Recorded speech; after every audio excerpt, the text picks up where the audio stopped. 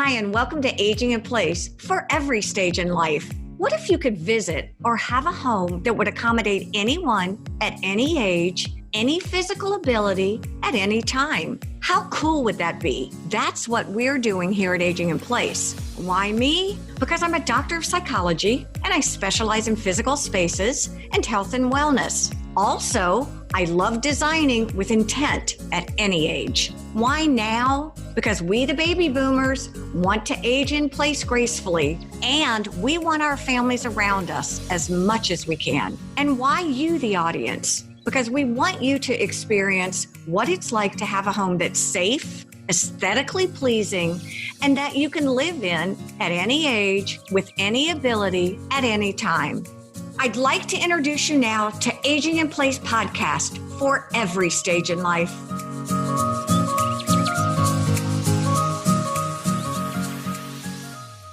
Hi, and welcome to Aging in Place podcast for any stage in life. I'm Dr. Debbie Lines, and I'm here today with Dr. Stephen Golant. Did I say your name correctly, sir? Very good. Well, I really appreciate you joining us. And every now and then I become starstruck, and I think today is no different. I'm excited to chat with you because I followed you both on your blog and with the books that you've written. You have a very illustrious career, and I'm excited to be able to talk to you today. If you will, Stephen, can you share with me a little bit about your background? Well, I originally was trained as a social geographer, which is probably unusual for your viewers, but I've always had a very eclectic career. When I started at the University of Chicago in my first position as assistant professor, I actually had a joint appointment between the Department of Geography and the Committee on Human Development. And the Committee on Human Development was one of the leading psychology departments in the world, actually, studying how older people dealt with changes and challenges as they were getting old. So very early on, I had a very strong psychology plus environment perspective. So I was always concerned with how the places people lived made a difference in how well they aged. In effect, the idea being very simply it matters where you grow old, that you don't grow old in some vacuum, some environmental vacuum, but rather you grow old in a place that can make it easier or more difficult, more challenging, more easier to deal with getting old. What were some of the obvious things that you noticed right away? Well, very clearly, it becomes very obvious that the ability of older people to maintain the independence, the autonomy that they've been accustomed to most of their lives is often under siege as you get older. What does that mean, under siege? Because I hear that word, and because I've read a lot of what you've written, I understand. But for the people who may not know what you think that means. Well, everything from recovering from a hospital stay, and having to maintain a period of independence while you're recovering.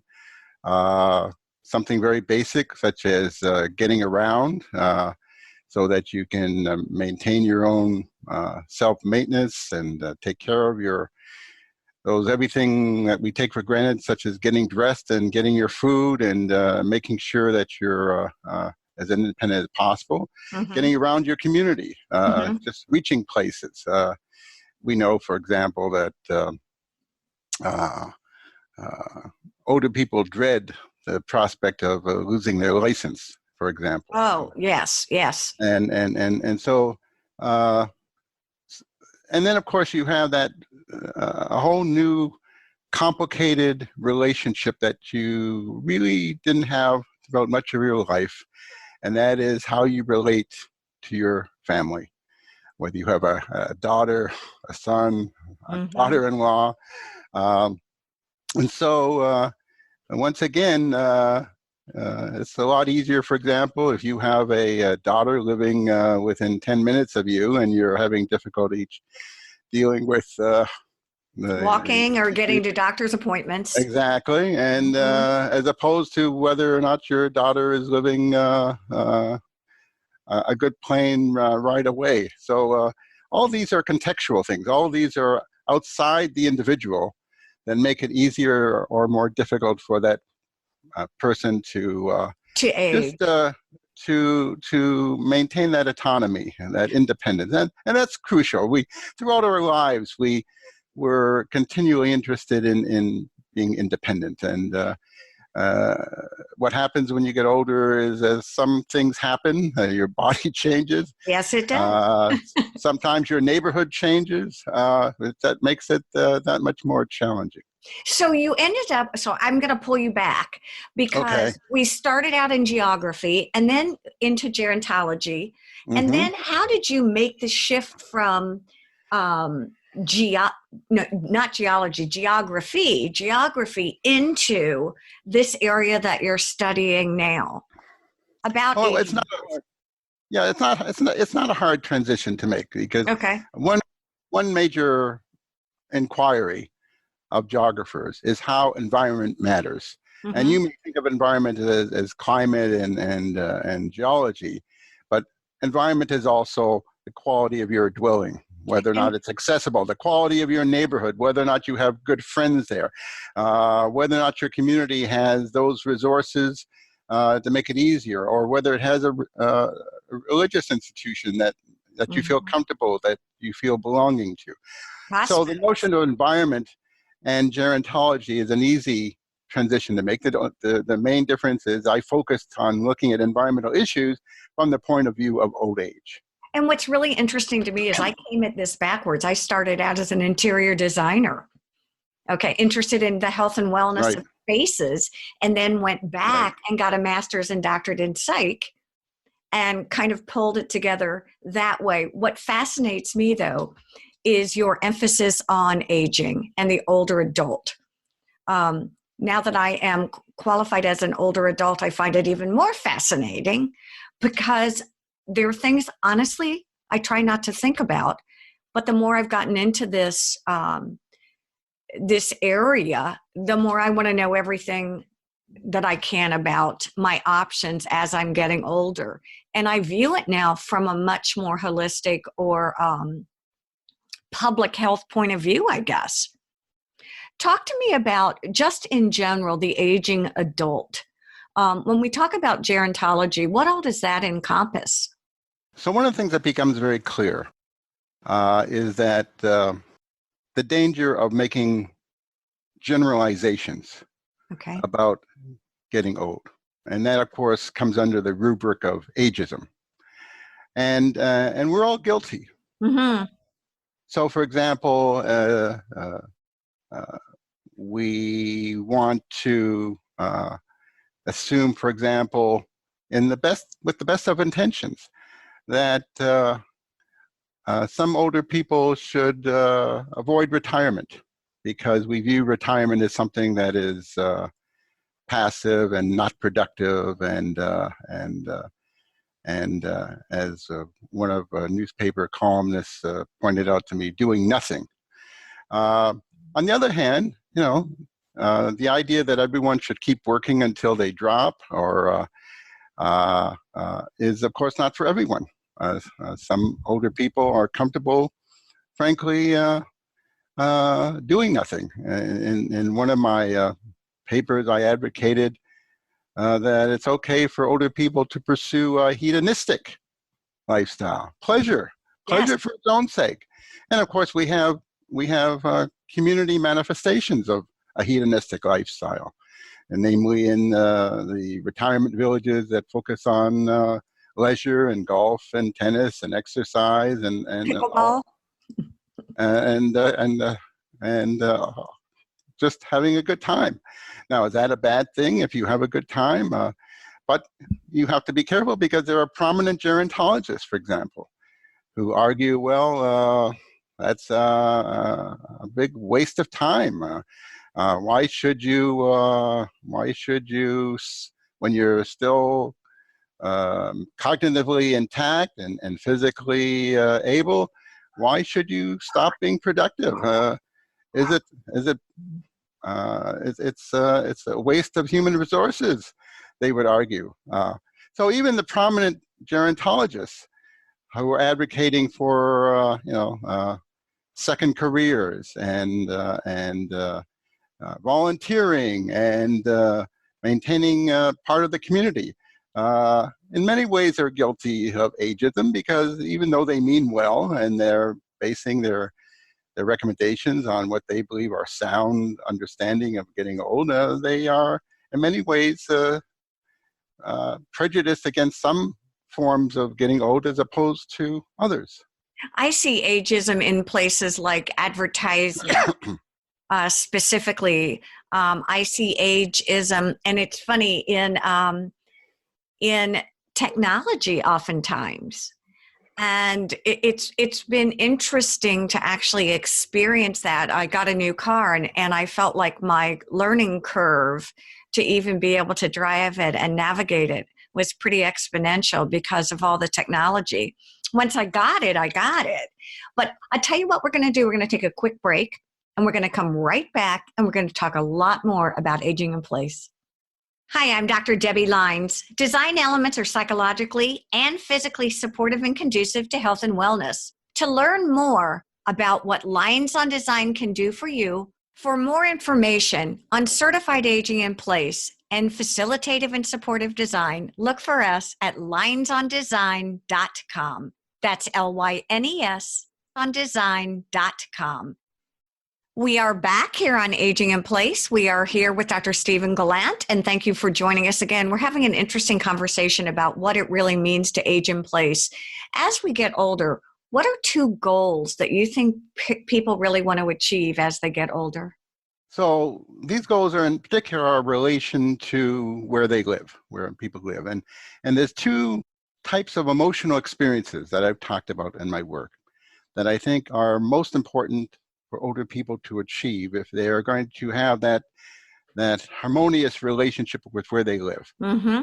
And the first of these goals is the idea you want to live in a place that's comfortable, that's enjoyable, that has relatively few hassles, Okay. that where you feel a sense of belonging, where you have generally positive, happier kinds of experiences than not. And that's and I've actually referred to those kinds of experiences. When you achieve that, when you achieve these experiences, I refer to older people as being in their residential comfort zones. Okay, residential comfort zone. Now, are you talking geography for that also? I'm talking, forget the geography per se. I'm talking about the place in which older people live. Their house, okay, their neighborhood, their community. They want to live in a place where they feel comfortable in their community. They want to live in a place where they live in a house where it has relatively few hassles to just to live in it. So that's the first major goal. And obviously it's a subjective experience. It's what people feel as opposed to what experts measure themselves. It's what older people feel is a comfortable place to live. Makes sense. So the second set of emotional goal is will also, I think, especially resonate with your viewers, and that is older people want to feel competent. They want to feel in control. They want to feel that people are not pushing them around, that they can achieve things under their own prowess. They want to feel that they have the ability, the capability to control their lives. And their environment. They don't want to be whipped around by others. Now, of course, we want that feeling throughout our life, throughout the life cycle, of course. But it's especially important in older people because they often feel that their individual competence, their health, their cognitive abilities, everything from simple memory, are perhaps not as vibrant, as Mm-hmm. intact, as strong as they were in their younger years. So it's very important then that they live in a place, a house, a neighborhood, a community, where they feel they are capable of Mm-hmm. achieving their everyday needs and goals. So very That's different than comfort, which implies enjoyment and feeling good. Um, the control aspect, the competence control, implies that you feel that you are capable of doing things. And so what I hear you say is two things that are super important as we age: feeling comfortable and feeling competent. and when you feel competent, by the way, you're in what I call your residential mastery Ah, zone. You feel empowered. You feel exactly. competent. And And when you and and when you achieve both your comfort experiences and your control experiences, that's when I feel that you're in the right place to live so and get older. let's talk a little bit about how we achieve both of those, because my first thought is I live with my 92-year-old dad, Yes. and in the past 2 years he decided he wasn't going to drive anymore. He retired from cardiology. He moved in with his daughter. Yikes. Okay. He lost his wife. So there are a lot of huge events that have taken place. And it's funny because the family, as we all talk, we're like, what can we do for dad? What should we do? And he basically shared exactly what you're saying. Let him be as autonomous as he can be. In fact, and just laughing because I've read your articles, he has an Uber account and Amazon is his best friend. Absolutely. Because that gives him the best of both worlds. He's able to obtain goods that make him feel happy and comfortable, and he's able to do it as much as possible without relying on you, Exactly. because he doesn't want to rely on you, frankly. In fact, Exactly. I mean, the fact that you, of course, are the penultimate example of the good daughter who takes their older parent, older father in their house.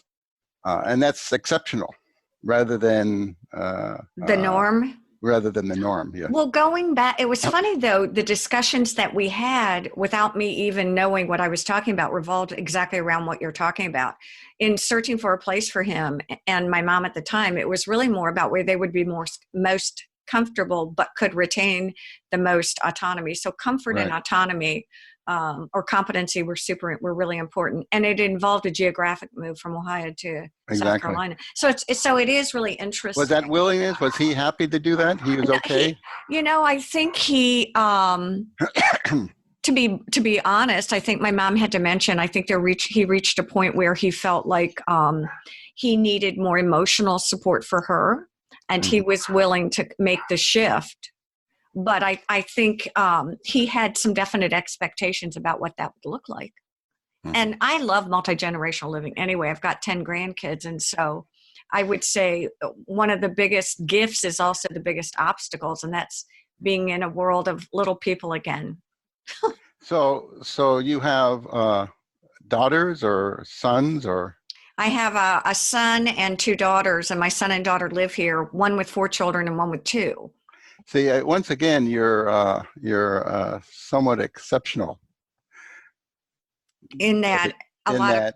that you have nearby, Mm-hmm, uh, uh, and you have daughters, because we know that the most important family member who is likely to care for an older parent is the female, is the woman.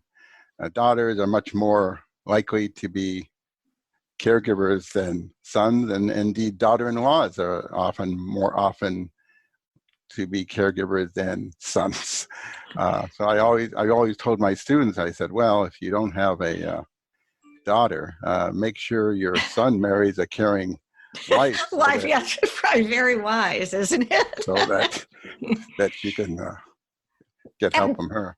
at what point do we need to begin to prepare for aging? How do we, I don't know how to say this gracefully. How do we destigmatize it? Because it seems like in many cultures, as you get old, being old is viewed as wise and it's a revered position. And here, oftentimes I feel like it's, do I need to get a facelift? Do I need to do this? Do I need to do that? Because I don't want to look old. And I feel... Well, my daughter's a dermatologist. Oh, Lord. She would, yeah. So that's a good thing.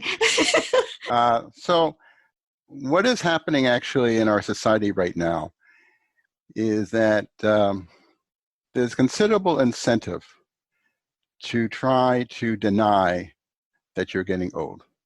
And once again, the intentions of the powers to be have been in a good place. The idea that you don't want to, show the physical or the cognitive, the mental signs of getting older. But the flip side, of course, is that when you try to deny the idea that you're getting older, you also are probably likely to put off making plans for when the body does sometimes wear out in one way or the other. And so that's a conundrum. It is a conundrum. We're going to take a break, come right back for our third segment. Stay with us. For more podcast episodes, links, information, and media inquiries, please visit our website at aginginplacepodcast.com as we transition through life with the comfort and ease you deserve. Discover how you can create a home that will adapt to you as you journey through life and the changes it will bring. Please follow us on Facebook, Twitter, and Instagram as our host, Debbie Lyons, and her expert guests discuss relevant topics to creating a home for all decades in life. Don't miss our weekly episodes of Aging in Place podcast for every stage in life. We are back here on Aging in Place, and I really, really appreciate you joining us. We're having a fascinating conversation. One of the things you wanted to talk about, and I think now's a great time to do that, is really about just being connected to a community as a whole. What does that look like? So there are, at the risk of oversimplifying, there are two pathways to changing how our houses and our neighborhoods and our communities look like. Okay. One is to, for example, make sure that you have a house that you don't have to negotiate too many stairs. You don't have to try to eliminate hazards in the house that would increase your likelihood of falling, for example. Make sure the lighting is good. Make sure the floor surfaces are not slippery, etc. Make sure you live in a neighborhood that has congenial neighbors and so on. Mm-hmm. So one way to achieve a place to live that is more congruent, more consistent with your needs and goals, yes, is to, what we say, change the form, change the physical appearance. The alternative, and not necessarily more important, but it's certainly equally important, is to make sure that you can connect to those people, those services, those goods that are so essential to maintaining your comfort and also to ensure that you feel competent and in control.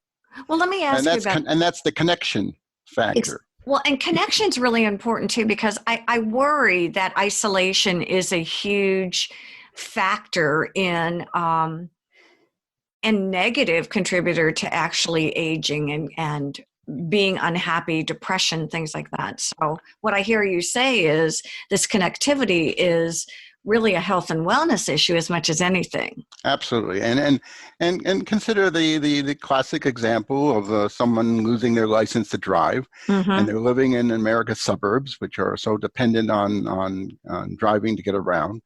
All of a sudden, the possibility exists that those taken for granted trips to get groceries, to visit friends, yes, to go to your church or synagogue or mosque or whatever, suddenly becomes in jeopardy. Mm-hmm. And that clearly is an example of how the breakdown in the connection between people and their community have bad consequences. What's interesting to me is in at least in this area, and I know in the Northeast quite a bit, and actually my daughter's in California, my other daughter's in California, is a lot of telehealth, where if folks have minor aches and pains, sore throats, colds, things like that, rather than having to get out, because I know that's a big issue for my dad, is just even there's no running to Walgreens anymore.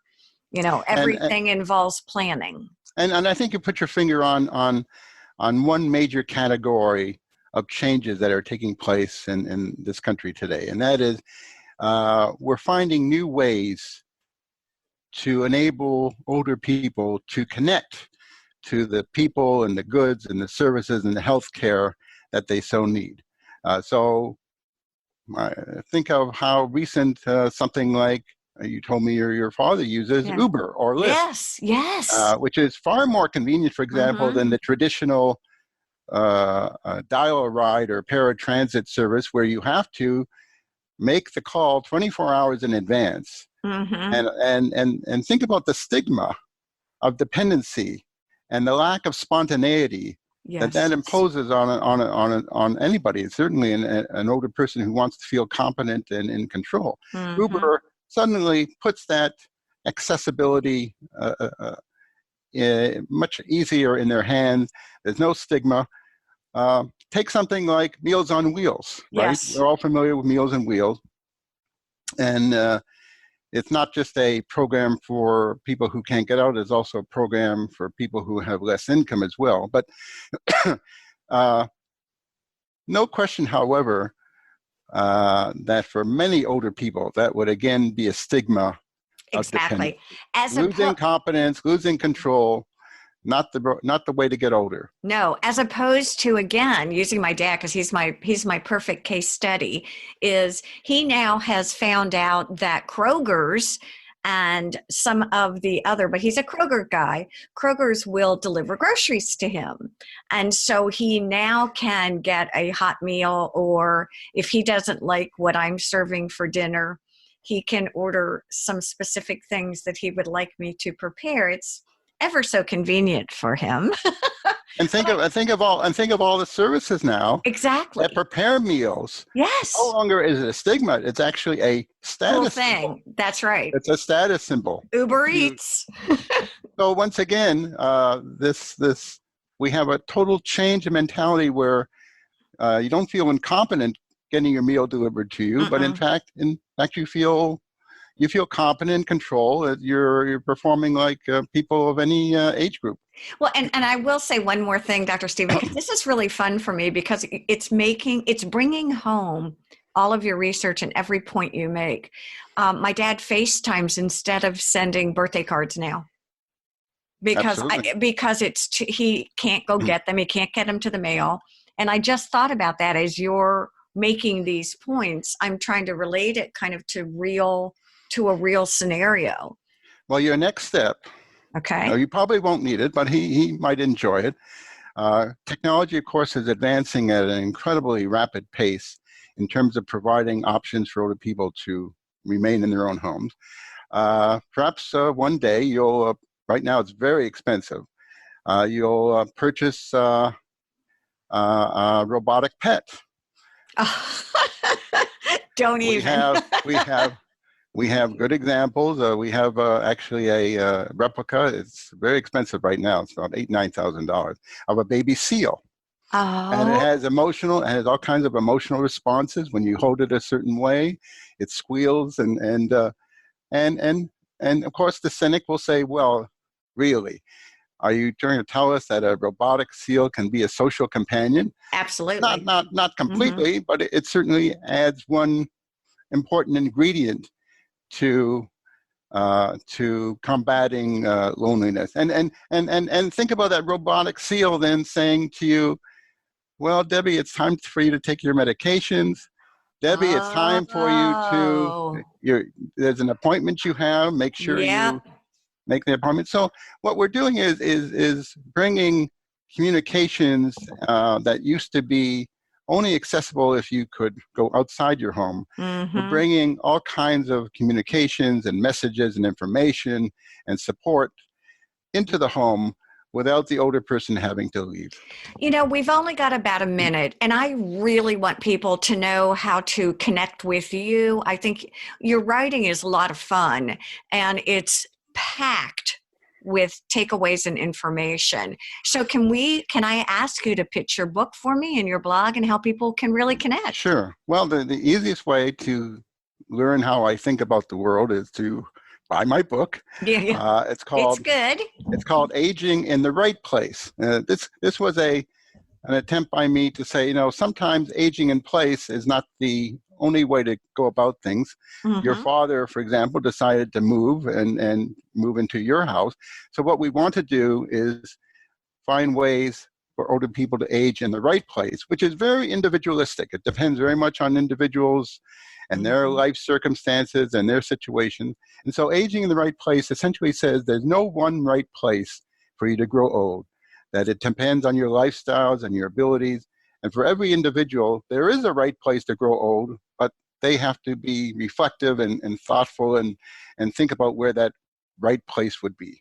Well, I have to say this. I would love to have you join us again. I think that we didn't even hit the tip of the iceberg. This was just kind of a broad spectrum overview of the things that you've done, and hopefully a teaser so that we can dive a little deeper into some of these things. Because I think that with our population growth and the way that it is growing and the demographic, it's certainly pertinent information. So again, sir, thank you very much for joining us. Do you have a website that where we might find you?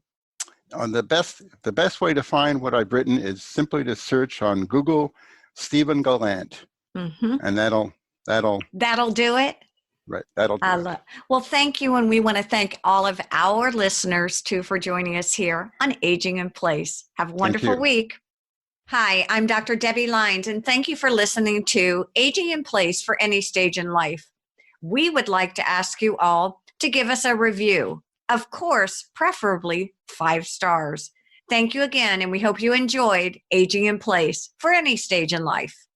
Don't do it. Be lazy. I tell you what, I believe the invention of a Lazy Susan far beats sliced bread. Just saying. I have them everywhere. Having been born close to the sidewalk, reaching for everything has been my way of living. Even when I did reach that shelf, I end up removing 6 cans of beans before locating the tomato soup in the back. But not any longer. One quick spin, and not only can I reach that tomato soup, but the milk glass behind the wine goblets and the shampoo behind the hairspray. I have Lazy Susans everywhere. In my closet to keep my spare toiletries on the top shelf. This, by the way, is a great place to keep your medications that need to be away from children. One turn, and you can see if you need to buy that cough medicine before it keeps you up all night. In my craft room, a Lazy Susan is wonderful. When it comes to painting, and for those who bake, placing that cake on a Lazy Susan, and you will frost like a pro. Who knew being a Lazy Susan would become so valuable? Talking to Dr. Stephen Golant was really fascinating, and I think we touched on the tip of the iceberg with some really concrete things that he has. So if we're talking about a takeaway, I would say my takeaway is this. If you have parents, which most of us do, I think it would be really important to buy his book, Aging in the Right Place. My takeaway is this. It's not just aging in place. It really is aging in the right place. Thank you all for joining us here on Aging in Place for Any Stage in Life. Aging in Place podcast is hosted by Debbie Lines and produced by Henrik de Gior. If you have any comments or questions, send an email to debbie@aginginplacepodcast.com. We would love to hear from you. If you're interested in advertising or sponsoring this podcast, email us at pr@aginginplacepodcast.com. Thank you for listening to Aging in Place podcast.